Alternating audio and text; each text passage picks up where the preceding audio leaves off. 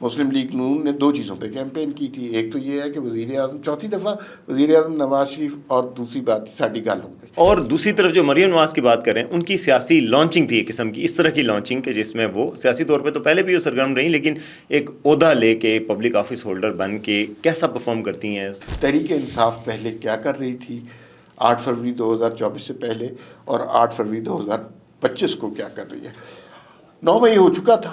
Supreme court کے ججز آپس میں تقسیم ہو گئے اور میجارٹی ججز نے چیف جسٹس کے خلاف ووٹ دیتے ہوئے فیصلہ دیا کہ پی ٹی آئی کو نشستیں ملیں گی, جو کہ ابھی تک اس پہ عمل درآمد نہیں ہوا.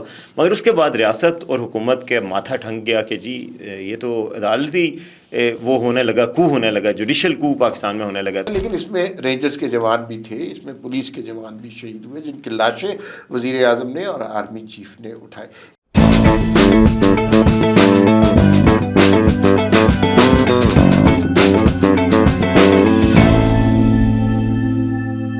السلام علیکم. وی ٹاک ایکسکلوسیو کے ساتھ میں ہوں وسیم واسطی, عمار مسعود صاحب کے ساتھ. آج ہم ایک خصوصی شو کر رہے ہیں جی, 8 فروری سے 8 فروری تک, 8 فروری 2024 سے 8 فروری 2025 تک کیا کیا پاکستان میں بدلا. کیوں 8 فروری ایک کٹ آف ڈیٹ ہے؟ 8 فروری کو الیکشن ہوئے تھے پاکستان میں. انتخابات کسی بھی ملک کی تاریخ میں بڑا اہم کردار ادا کرتے ہیں. پاکستان میں الیکشنز نے نئے ہیروز پیدا کیے, نئے لیڈرز سامنے آئے, پرانے لیڈرز بیک گراؤنڈ میں گئے, کئی لیڈرز جو ہے وہ پیچھے آ گئے. کسی کو نہیں پتا تھا کہ کیا ہونے والا ہے, لیکن آج جو بدلا ہے ایک سال میں, کیا کیا پاکستان میں بدلا ہے, اس پر بات کریں گے. نواز شریف صاحب وزیر اعظم بننے لگے تھے, نہیں بنے. عمران خان صاحب کے بارے میں کہا جا رہا تھا کہ وہ سنگل لارجسٹ پارٹی بن کر ان کی پارٹی حکومت میں آئے گی, وہ نہیں آئی. مریم نواز کا کسی کو پتہ نہیں تھا کہ وہ کوئی عہدہ لیں گی, وہ چیف منسٹر بن گئی. علی Amin Gandapur out of nowhere jail سے نکلے اور چیف منسٹر بن گئے. اس طرح بہت ساری تبدیلیاں سامنے آئیں. ان ساری تبدیلیوں کے حوالے سے آج کے شو میں ہم بات کریں گے. یہ عمار صاحب, سب سے زیادہ اسٹرائکنگ جو تبدیلی آپ کے خیال میں آئی 8 فروری کے بعد, وہ کیا ہے؟ الیکشن کے بعد, یعنی 8 فروری 2024 کو جو الیکشن ہوئے, اس کے بعد جو سب سے بڑی اسٹرائکنگ تبدیلی آئی وہ یہ تھی کہ نواز شریف وزیر اعظم نہیں بنیں گے. آپ کو بتایا کہ مسلم لیگ نون نے دو چیزوں پہ کیمپین کی تھی. ایک تو یہ ہے کہ وزیر اعظم چوتھی دفعہ وزیر اعظم نواز شریف, اور دوسری بات ساڈی گل ہو گئی. دونوں باتیں غلط نکلی ہیں. گل تو ہوئی سی لیکن وہ پوری نہیں ہوئی. تو وہ جو ہے اس سے سارا اسٹرکچر ہی جان گیا. شہباز شریف کے بارے میں سوچا ہی نہیں تھا کہ شہباز شریف تو پی ڈی ایم زدہ تھے, اور لوگ کہہ رہے تھے کہ انہوں نے بڑی مہنگائی کی ہے. 16 ماہ کی حکومت. ہاں, 16 ماہ کی حکومت میں اب وہ دوبارہ آئیں گے تو پھر مہنگائی. لیکن شہباز شریف صاحب جو ہے وہ پھر وزیر اعظم بن گئے. اور نون لیگ نے سب سے پہلے پیشکش کر دی تحریک انصاف کو کہ اگر آپ حکومت بنا سکتے ہیں پیپلز پارٹی سے مل کے تو آپ حکومت بنا لیں, لیکن انہوں نے انٹرسٹ نہیں ظاہر کیا. اس کے بعد مریم نواز کا کریئر شروع ہوا. مریم نواز کے پاس کبھی کوئی پورٹ فولیو نہیں تھا, اور چیف منسٹر پنجاب. سارے لوگ جو ہے بہت زیادہ شک کی نگاہ سے دیکھ رہے تھے کہ ان کے پاس کوئی عہدہ پہلے نہیں رہا تو کہیں یہ عثمان بزدار 2 بھی نہ ثابت ہو. مریم نواز کے پاس ٹاسک اس لیے مشکل تھا کہ محسن نقوی پنجاب سے ہو کے آئے تھے اور چیف منسٹر تھے, اور محسن نقوی نے بہت اچھا کام کیا تھا وہاں پر. تو یہ تو سب سے بڑی چیز تھی کہ نواز شریف وزیر اعظم نہیں بنے. لوگوں کے بڑے دل ٹوٹے اور بہت ارمان تھے لوگوں کے, وہ سارے ختم ہو گئے. بعد میں قیادت نے, جیسے عرفان صدیقی صاحب نے یہ بتایا کہ ہمیں تو پہلے پتہ تھا, تو بھئی اخباروں میں کیوں جھوٹ بولا. بہرحال یہ ایک بڑا واقعہ تھا. بالکل. اور دوسری طرف جو مریم نواز کی بات کریں, ان کی سیاسی لانچنگ تھی ایک قسم کی, اس طرح کی لانچنگ کہ جس میں وہ سیاسی طور پہ تو پہلے بھی وہ سرگرم رہی, لیکن ایک عہدہ لے کے پبلک آفس ہولڈر بن کے کیسا پرفارم کرتی ہیں. لوگوں کا خیال, کچھ لوگوں کا یہ خیال تھا کہ جی چونکہ ہمیشہ سے ایک بڑے خاندان میں رہی ہیں, سونے کا چمچ لے کے پیدا ہوئی ہیں, تو وہ ایسا نہیں کر سکیں گی. وہ گورننس کے پیچیدہ جو امور ہیں وہ پتہ نہیں کیسے انجام دیں گی, لیکن انہوں نے ثابت کیا کہ وہ کام کر سکتی ہیں. انہوں نے نئے پروجیکٹس انٹروڈیوس کروائے. ابھی ہم نے ایک سٹوری کی تھی جس میں پورے پاکستان کے سروے کیا گیا تھا کہ کن صوبوں میں کون کون سے پروجیکٹ شروع ہوئے. تو سب سے زیادہ پروجیکٹس پنجاب میں شروع ہوئے, جس میں لیپ ٹاپ اسکیمز ہیں, گھر بنانے کی اسکیمز ہیں, قرضہ دینے کی اسکیم ہے, اسکالرشپس ہیں بچوں کو, تو اور نئے پروجیکٹ شروع کیے جا رہے ہیں خواتین کے لیے بھی. تو اور تجاوزات ہٹائی گئی ہیں, شہروں کی لک بدل رہی ہے, ڈیولپمنٹ ہو رہی ہے, سڑکیں بن رہی ہیں. تو یہ ایک اچھا اقدام سامنے آیا, ایک اچھا چہرہ سامنے آیا کہ جی یہ کام کر سکتی ہیں کم از کم. مخالفین نے بڑی تنقید کی کہ ٹک ٹاکس بھی بناتی ہیں, یہ والی چیزیں بھی ہیں. انہوں نے بیانیے کے محاذ پر بھی عمران خان صاحب کی پارٹی کو ٹف ٹائم دیا ہے, جو کہ عام طور پہ بہت مشکل کام ہے کہ پی ٹی آئی کو کوئی ٹف ٹائم دے اور سوشل میڈیا پر بھی اپنی کیمپین کرے اس طرح کی. اب اس پہ بات کر لیتے ہیں. تحریک انصاف پہلے کیا کر رہی تھی 8 फरवरी 2024 से पहले और 8 फरवरी 2025 को क्या कर रही है। 9 मई हो चुका था, एहतजाज की कैफियत थी, इमरान खान साहब जेल में थे और फिर उसके बाद वो कैफियत रुकी नहीं है। उसके बाद वहाँ पर भी उन्होंने, वहाँ जेल में रहकर भी उन्होंने हुकूमत को एहतजाजी सियासत की है, हुकूमत को डिस्टेबलाइज करने की बहुत कोशिश की है। अली अमीन गंडापुर मेरे ख्याल में 3 दफ़ा लश्कर कशी की है उन्होंने इस्लामाबाद में, आखिरी किस्त उसकी 26 नवंबर को हुई है। तो वो KPK में अली अमीन गंडापुर, जिनको वो शहद वाली सरकार कहते थे, वो अचानक वज़ीर आला बन गए। किसी को तवक्को नहीं थी कि वो वज़ीर आला बनेंगे। तो ये तहरीक इंसाफ की सियासत का। और दूसरी तरफ मैं समझता हूँ कि 8 फरवरी के इलेक्शन का तहरीक इंसाफ को फ़ायदा हुआ। इलेक्शन तो वो नहीं जीते, मगर उसके बाद उन्होंने बड़ा सक्सेसफुल बयानिया बनाने की कोशिश की और बयानिया बनाया भी कि जी ये फॉर्म 47 की गवर्नमेंट है, फॉर्म 45 के तहत हम जीते थे, ये हार गए हैं। धांधली के हवाले से बड़ा उजागर किया, इंटरनेशनल सतह पर भी उजागर किया, पाकिस्तान में किया।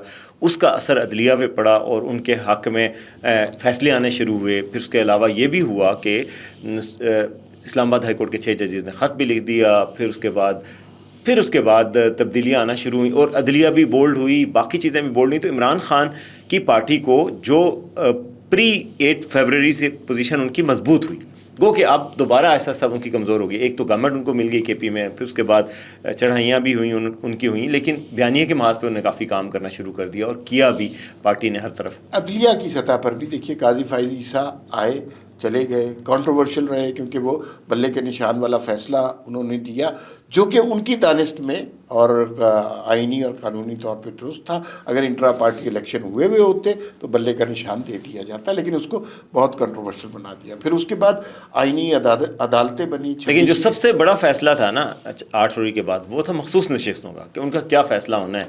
उस पर सुप्रीम कोर्ट तकसीम हो गई। सुप्रीम कोर्ट के जजेस आपस में तकसीम हो गए और मेजॉरिटी जजेस ने चीफ जस्टिस के ख़िलाफ़ वोट देते हुए फ़ैसला दिया कि PTI को नशिस्तें मिलेंगी, जो कि अभी तक उस पर अमल दरामद नहीं हुआ। मगर उसके बाद रियासत और हुकूमत के माथा ठंक गया कि जी ये तो अदालती वो होने लगा, कू होने लगा, जुडिशल कू पाकिस्तान में होने लगा। तो उस पर फिर 26वीं आइनी तरमीम का सोचा गया कि ऐसी तरमीम लाई जाए कि जिसमें एक आइनी बेंच बना लिया जाए और जो सुप्रीम कोर्ट के जो जजेस हैं उनकी जो तकसीम है उसको इस तरीके से मुतासर ना होने दिया। अच्छा, उसमें अदालत में भी जो देखिए सीनियरिटी के हिसाब से मंसूर अली शाह लाइन में थे, उन्होंने चीफ जस्टिस बनना था, लेकिन बदकिस्मती से 26वीं आइनी तरमीम की वजह से वो नहीं बन सके और यही आफरीदी साहब बन गए हुए हैं। और फिर एक आइनी अदालत अलग काम हो गई है। एक सुप्रीम कोर्ट अब वो है जो मुजरमान का फैसला करती है और दीवानी फौजदारी मुकदमात का फैसला करती है। एक सुप्रीम कोर्ट वो है जो आइन के मामलात को हैंडल करती है, जो उसके चीफ जस्टिस अमीनुद्दीन साहब हैं। तो ये तब्दीलियाँ हुई हैं। एक बड़ा अहम वाक़या जो हुआ 26वीं आइनी तरमीम में जो एक लफ्ज़ है 26, उसके हवाले से वो है 26 नवंबर का एहतजाज। अच्छा, उसमें हमारे घर ऑफिस से बिल्कुल करीबी वो वाक़या हुआ और तहरीक इंसाफ ने उसके ऊपर बड़ी खौफनाक किस्म की पॉलिटिक्स की, AI जनरेटेड इनके विजुअल थे जो ट्विटर पे फैल रहे थे और सारी दुनिया में ख़बर बन रही थी। और एहतजाजियों को मुंतशिर करने के लिए जब हुकूमत सरगर्म अमल हुई तो उसके बाद एक तो ये है कि वो 5 मिनट के अंदर मुंतशिर हो गए थे। दूसरी बात यह है कि अमवात के हवाले से बड़ी खौफनाक खबरें आई। किसी ने कहा 200 मर गए, किसी ने कहा 500 जो है एहतजाज में मारे गए, किसी ने 2500 कहा, लेकिन जो एक्चुअल फिगर थी वो मेरा ख्याल है 12-13 से ऊपर नहीं गई। ये भी कोई मतलब ये नहीं है कि ये अच्छी बात तो नहीं है, एक जान भी कीमती है, बात है। लेकिन इसमें रेंजर्स के जवान भी थे, इसमें पुलिस के जवान भी शहीद हुए जिनकी लाशें वज़ीर आज़म ने और आर्मी चीफ ने उठाए। एक अब इस 26 नवंबर भी गुजर गया, एक बड़ा वाक़या हुआ, इमरान खान को सज़ा हुई। हाँ जी बिल्कुल, 190 मिलियन पाउंड केस में उनको सज़ा हुई है, हाल ही में सज़ा हुई है उनकी और उनकी अहलिया को भी सज़ा हुई है। और ये बड़ी एक सिग्निफिकेंट मूव थी क्योंकि ये बड़ा ओपन एंड शट केस था, बड़ा सिग्निफिकेंट केस था और पहली दफ़ा इमरान खान साहब के जो एक इमेज था उसको टार्निश कर गया कि जी बिल्कुल क्लीन पॉलिटिक्स करते हैं, पॉपुलिस्ट लीडर हैं, बड़े करप्शन से पाक हैं। मगर इसमें तो करप्शन नज़र आ रही थी कि बहुत एक फेवर दी एक प्रॉपर्टी टाइकून मलक रियाज को कि जी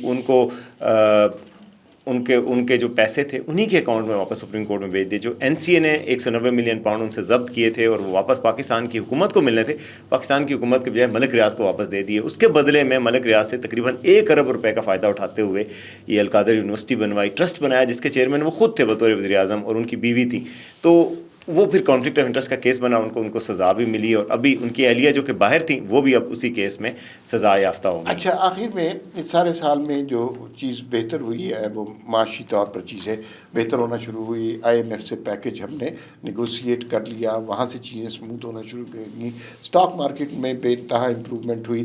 پرائز قیمتوں میں اضافے کی رفتار کم ہوئی ہے, لیکن یہ نہیں ہوا جس کو مہنگائی کہتے ہیں کہ مہنگائی کی شرح کم ہوئی ہے. مہنگائی کی شرح کم ہو گئی ہے. اب کچھ اکنامک سٹیبلٹی ملک میں رہی ہے. فچ کی رپورٹ بھی آپ نے دیکھ لی, اس میں بھی پاکستان کی معیشت کے حوالے سے حوصلہ افزائی اور خوش آئند قسم کی باتیں کی گئی ہیں.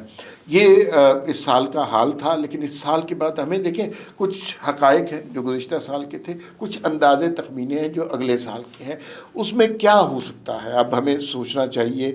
کیا اگلے سال بھی معیشت کی ترقی اسی طرح چلے گی؟ کیا اگلے سال بھی جو ایک پولیٹیکل سٹیبلٹی اسی طرح قائم رہے گی؟ کیا اگلے سال بھی عمران خان جیل میں ہوں گے؟ کیا اگلے سال بھی عدالتوں میں جو ٹکراؤ ہے ججز کے مابین وہ اسی طرح جاری رہے گا؟ تو یہ بہت ساری باتیں ہیں جس کا جواب اگلا سال ہی دے گا. فی الوقت اتنا ہی, پھر ملاقات ہوگی. اللہ حافظ.